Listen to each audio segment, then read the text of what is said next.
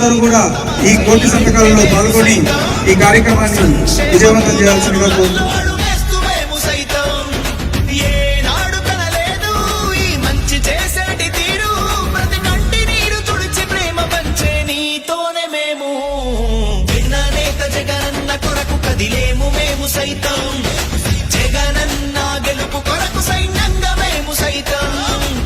కుట్రలు కుతంత్రాలతో జెండాలు జతకట్టడమే వారి ఎజెండా. జనం గుండెల్లో గుడి కట్టడమే మీ జగన్ ఎజెండా. కష్టాలే రానీడు కనుపాపై కాస్తాడు ఏ గూడులే